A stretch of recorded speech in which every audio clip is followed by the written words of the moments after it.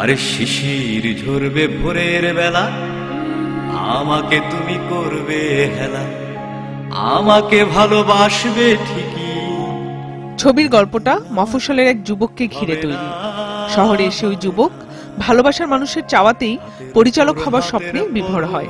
তার পরিচালক হওয়া কিংবা না হওয়ার গল্প নিয়েই কামরুজ্জামান কামুর ছবি দ্য ডিরেক্টর, যে ছবির বুনট কামু শিল্পীর স্বাধীনতা নিয়েই তৈরি করেছেন, অভিনয় করেছেন নিজেও। তুমি যদি ডিরেক্টর হতে পারো তাহলে আমি তোমাকে বিয়ে করব।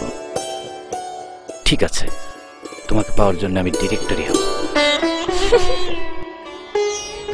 শিল্পীর সেই স্বাধীনতাতেই বোধহয় আপত্তি সেন্সর বোর্ডের, তাই তো আটকে গেছে দ্য ডিরেক্টর ছবি মুক্তি। বোর্ডের অভিযোগ, ছবির কাহিনী অপর্যাপ্ত, সংলাপে রয়েছে অশ্লীলতা, আর দেখানো হয়েছে পরিচালকেরই লাম্পট্যে ভরা জীবন। অভিযোগকে পুরোপুরি ভিত্তিহীন বললেন কামরুজ্জামান কামু।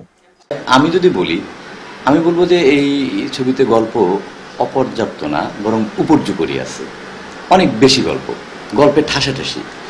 আর ওনারা বলছেন যে এখানে অশ্লীল সংলাপ আছে। আমি কোনো অশ্লীল সংলাপ তো দেখতে পাই না, আমার কাছে একটা শব্দ অশ্লীল লাগেনি এর ভিতরে। আর ওনারা যে লাম্পট্য জীবনের কথা বলছেন, লাম্পট্য হিসেবে আমি এটাকে দেখি নাই, আমি এটাকে প্রেম হিসেবে দেখছি। আমার তো আইটেম গান লাগবো আর নায়িকা হইতে হবে সেরকম। নতুন সময়ের সিনেমা তৈরি করতে চেয়ে এমন বাধায় হতাশ এই পরিচালক। সেন্সর বোর্ডের চিঠির প্রেক্ষিতে খুব শিগগিরই আপিল করবেন তিনি। এরকম এখানে বসে থেকে অনেক ছবি বানিয়ে দেওয়া যায়, বুঝেছো? মুখে সবকিছু বলা যায়, কিন্তু আসলে সম্ভব না। পিছিয়ে গেছেই বাংলা সিনেমা। হ্যাঁ, এই যে এখন যে আচ্ছা বিডি ফিল্ম, না না না বিডি ফিল্ম, এরকম একটা টেন্ডেন্সি আছে না? তো এইটা তো তৈরি হয়েছে, এই ছবিগুলো মানুষ দেখতে চায় না, এটা রিজেক্ট করছে তারা। এখন তারা নতুন ছবি চায়, এখন এই নতুন ছবি আসতে দিতে হবে। আমি সবগুলো ধাপিয়ে যেতে চাই। আমার ছবি তো টাকা দিয়ে বানাইছে, আমার তো এটা মুক্ত করে আনতে হবে। আমার সাথে অ্যাক্টিং তুমি কইরো চিরদিন।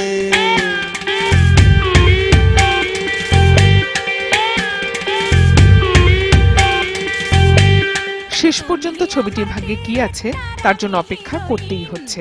তোমার সাথে অ্যাক্টিং আমি করব চিরদিন। আমার সাথে অ্যাক্টিং তুমি কইরো চিরদিন। সূচনা কবির, ৭১, ঢাকা।